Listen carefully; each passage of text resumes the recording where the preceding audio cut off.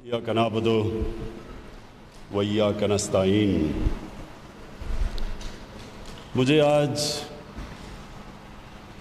बहुत खुशी हो रही है इस दो वजह से। एक कि मैं मियांवाली में हूँ, अपने लोगों के साथ हूँ।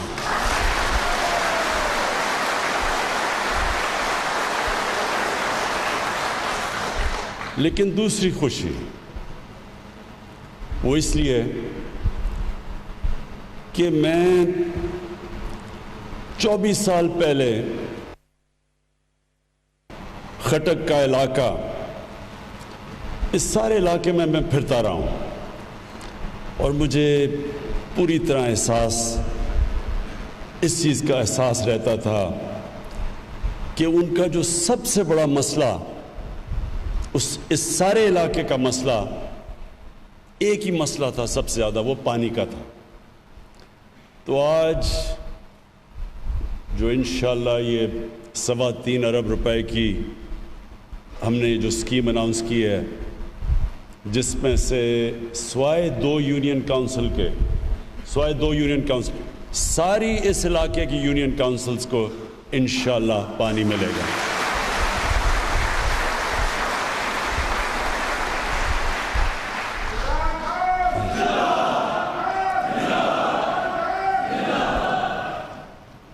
मैं जब भी इस सारे इलाके में जाता था तो मुझे याद है कि इस तरह मुझे इतनी किताब मिल जाती थी दरख्वास्तों की। ज़्यादातर दरख्वास्तें पानी की होती थी और उसके बाद थाने की कि जी FIR कट गई जी, थाने में मुखालिफ ने गलत केस कर दिया, एक वो होती थी। और फिर स्कूलों की, और इस इलाके में मसला बहुत बड़ा था कि लड़कियों के स्कूल में टीचर्स ही नहीं थी।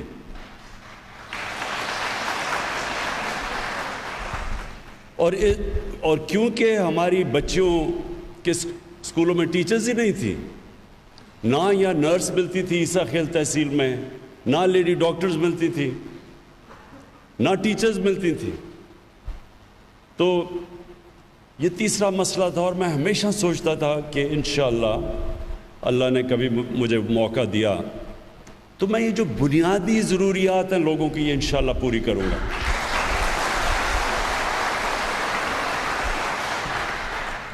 तो पहली तो आज अब ये स्कीम शुरू हो जाएगी पानी की। मैंने पूरी कमिश्नर साहिबा ने और डिप्टी कमिश्नर और मैं बड़े ज़बरदस्त मुझे खुशी हुई यहाँ देख के कि आपके जो डिप्टी कमिश्नर भी, उसमें भी जज्बा जुनून नज़र आया, और कमिश्नर साहिबा आपने भी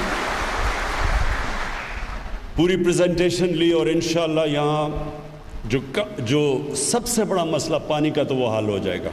बाकी मसले कि लड़कियों के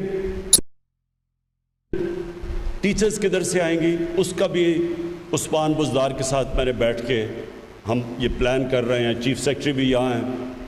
हम प्लान कर रहे हैं कि कैसे अब हमने बच्चियों के स्कूलों में टीचर्स भी लेके आनी है, और अस्पताल भी, बेसिक हेल्थ यूनिट अस्पताल उधर कैसे हमने इस इलाके में जो लोगों को सेहत की सहूलियात हैं वो भी पूरी करनी है। अब मैं आपको सिर्फ उस्मान बुज़दार की एक बात बता दूं कि मेरे पे बहुत लोग सवाल पूछते हैं जी कि आपने उस्मान बुज़दार को क्यों चीफ मिनिस्टर बनाया। क्योंकि मैंने ये मियांवाली के इलाके में लोगों के हालात देखे थे। मेरा ये मान था कि जब तक किसी को समझ ना हो कि हमारी तरह के ये पासमानदा इलाकों में लोग कैसे ज़िंदगी गुजारते हैं, जब तक उनको एहसास ना हो वो कैसे इनकी मदद करेंगे। जिन लोगों ने लाहौर में बड़े बड़े महलों में रह के चीफ मिनिस्टर बन जाएं और चेकअप भी लंदन में जाके करवाएं, बच्चे उनके लंदन में हों, उनको कैसे एहसास होगा कि यहाँ लोग कैसे रहते हैं।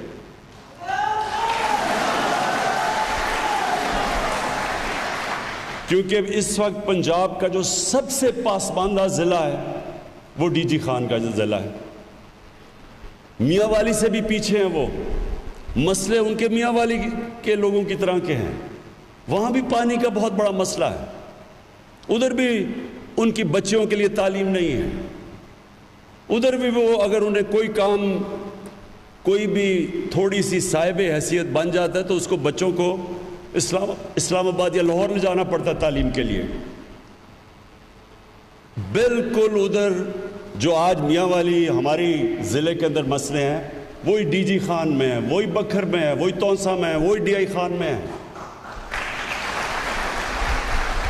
تو قوم تو ایسے ترقی نہیں کرتی کہ ایک شہر کے اوپر آپ سارا پیسہ خرچ کریں یا 2-3 شہروں میں وہ آگے چلے جائیں اور باقی لوگ پیچھے چلے جائیں. کوئی قوم ایسے ترقی نہیں کرتی.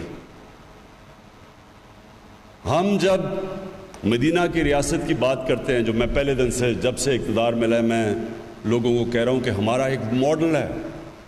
نبی صلی اللہ علیہ وسلم دنیا کے عظیم لیڈر نے جو مدینہ کی ریاست بنائی تھی اس کے کئی اصول بنائے تھے انہوں نے.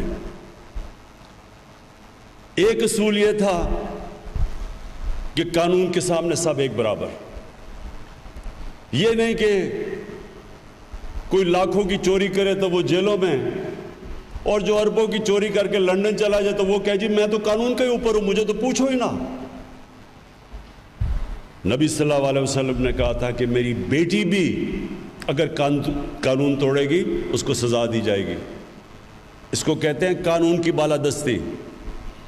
میاں والی میں مجھے یاد ہے یہاں بڑے بڑے طاقتور لوگ تھے، وہ ظلم کیا کرتے تھے، کیسز کر دیتے تھے غریبوں پہ. کمزور بیچارے جیلوں میں پھنسے ہوتے تھے. جو مجھے درخواستیں کیا آتی تھی کہ عام آدمی کی جرت نہیں ہوتی تھی طاقتور کے سامنے کھڑا ہونا. کسی کے اوپر بندوق رکھوا کے جیل میں ڈلوا دیا، تھانے میں ڈلوا دیا. کسی کو مار پڑوائی گی اس کے اوپر وہ منشیات رکھ دیں. تو بیچارے کمزور لوگ یہاں ڈرتے تھے. تو مجھے یاد ہے میں جب یہاں سیاست شروع کی تو سارے مجھے کہتے تھے کہ یہ جو بڑے بڑے دھڑے ہیں آپ ان کو کیسے شکست دیں گے. یہ صرف یہی نہیں کہ تھانے کے اوپر ان کا کنٹرول تھا، یہ بڑے بڑے طاقتور گنڈوں کو کنٹرول کرتے تھے جن سے لوگوں کو مارے پڑواتے تھے. تو قانون کی بالادستی کا مطلب یہ ہے کہ ہم نے کمزور کو اوپر اٹھانا ہے اور کوئی بھی طاقتور اس کے اوپر ظلم نہ کر سکے.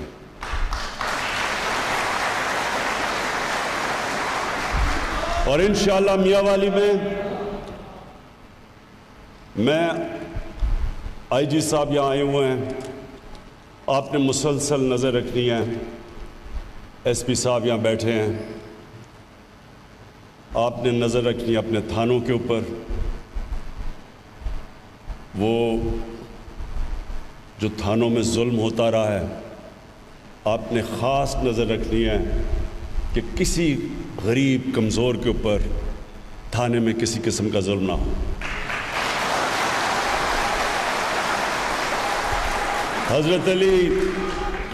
حضرت علی رضی اللہ تعالیٰ کا قول ہمیں کبھی نہیں بھولنا چاہیے.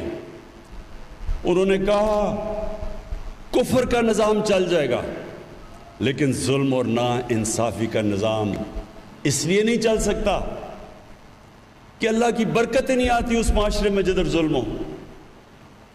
یہ جو جن کو ہم کافر کہتے ہیں وہ کیوں وہاں خوشحال ہیں؟ میں ان ملکوں میں گیا ہوں، اسکینڈینیویا، ڈینمارک، سویڈن، ناروے. آپ وہاں جا کے دیکھیں آپ کو نظر آئے گا انسانیت کا اور انصاف کا نظام. ان دو چیزوں کے اوپر انسانیت اور انصاف کی بنیاد تھی جس پہ مدینہ کی ریاست کھڑی ہوئی تھی. تو ہم نے انشاءاللہ اس ضلع سے شروع کرنا ہے کیونکہ اصل میں دیہاتوں میں سب سے زیادہ مسئلہ ہے لوگوں کو. یہ جو تھانے کچہری کی سیاستی، یہ کیا تھی تھانے کچہری اور پٹواری کی سیاست؟ کہ ان سرکار کے لوگوں کے ذریعے لوگوں کے اوپر ایک خوف طاری کیا جائے تاکہ وہ ووٹ دیں انہی بڑے بڑے لوگوں کو. میں یہ چاہتا ہوں آپ آزاد ہوں، ایک آزاد قوم بنے, کسی کا آپ کو خوف نہ ہو, جو جرم کرے اس کو سزا ملے, چاہے وہ طاقتور ہو چاہے وہ کمزور ہو, اور جو محنت کرے اس کو اس محنت کا پھل ملے. ہمارا انشاءاللہ یہ جو کوشش ہے پوری اس پاکستان کے لیے, لیکن یہ کمزور علاقے جس میں میاں والی اور ڈی جی خان جو چیف منسٹر کا ضلع ہے جو پیچھے رہ چکے ہیں, سب سے پیچھے رہ گئے ہیں, اس کے آگے اور بھی یہ جو راجن پور وہ بھی پیچھے رہ گیا ہے, وہاں بھی برا حال ہے. میری ساری کوشش یہ ہے کہ ہم پہلے کو ان علاقوں کو اوپر اٹھائیں, ان کی مدد کریں, ان کے اسکول ٹھیک کریں, وہاں ہسپتال ٹھیک کریں. اب مسئلہ یہ ہے ڈاکٹر نہیں آتے یہاں, اب وہاں سے کہیں جی ڈاکٹر میاں والی میں ہسپتالوں میں چاہیے, وہ آتے نہیں ہیں. اب میں نے ان کو کہا ہم نے نیا ایک سسٹم بنانا ہے کہ یہاں کے ہسپتال خود اشتہارات دے کے اپنے ڈاکٹرز کو بھرتی کریں, بجائے یہ کہ وہ انتظار کریں کہ پنجاب سے آئیں گے. جس طرح یہاں یہ سارا اوپر خٹک بیلٹ پہ بچیوں کے اسکول میں ٹیچرز ہی نہیں تھی, لیکن دوسری طرف کرک میں سارے اسکولوں میں ٹیچرز تھی, تو کیوں نہیں یہاں سے ادھر کرک سے ٹیچرز لے لیں. لیکن سسٹم ایسے بنا ہوا تھا کہ نہیں جی وہ لاہور سے فیصلہ ہونا ہے کہ ٹیچر آئے گی یا نہیں آئے گی. تو ایک نیا نظام لے کے آئیں گے تاکہ ایسے علاقوں کے اندر ہمارے اسکولوں میں ٹیچرز بھی ہوں, ہسپتالوں میں ڈاکٹرز بھی ہوں, اور ہماری جو پولیس ہو وہ کمزور کی حفاظت کرے. پانی کا یہ شروعات ہے انشاءاللہ سارے علاقے کے اندر. یہ پانی کے اوپر ہم نے سب سے زیادہ زور دینا ہے, اس لیے کہ وہ بنیادی ضروریات ہیں لوگوں کی. اس کے بعد یہ جو کیڈٹ کالج بنا ہے اس کو ہم نے اب, یہ ببلی خان کہہ رہے تھے کہ اس کو اپ گریڈ کریں, اس کو پوری ہم اس کو فنڈنگ کریں گے, اس لیے کہ میں چاہتا ہوں کہ سارے علاقے کے لوگوں کے لیے کوالٹی ایجوکیشن ملے. کیونکہ جب آپ کو اسکول, آپ کو پتہ ہوگا کہ یہ جب اس کے بعد میں جا رہا ہوں نمل ایک انٹرنیشنل سٹینڈرڈ کی یونیورسٹی ہے, تو یہاں سے جو لوگوں کو جانا پڑتا تھا لاہور اور تعلیم لینے کے لیے اگر یونیورسٹی ایجوکیشن, اب آپ کے اپنے ضلع میں وہ یونیورسٹی نہیں, وہ نالج سٹی بن رہی ہے, وہ پورا شہر بن رہا ہے. اس میں مختلف قسم کے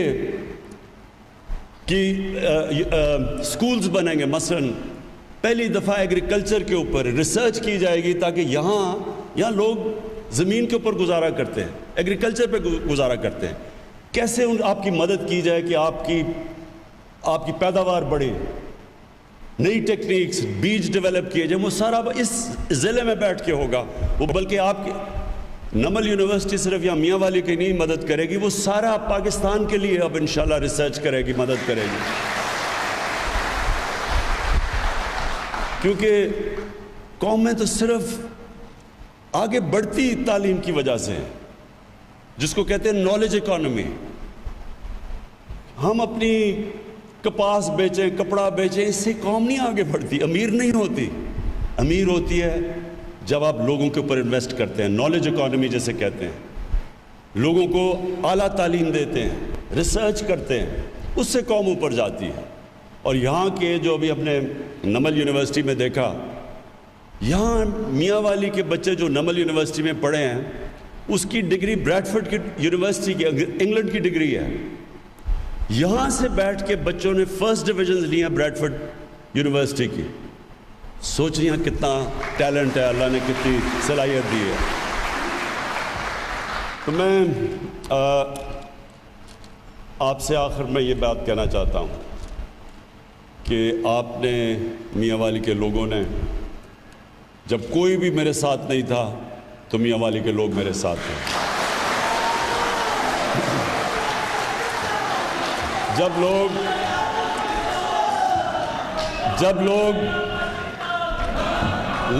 لوگ کہتے تھے کہ کھلاڑی کیسے پولیٹکس کرے گا, تو میاں والی کے لوگ میرے ساتھ کھڑے ہوئے.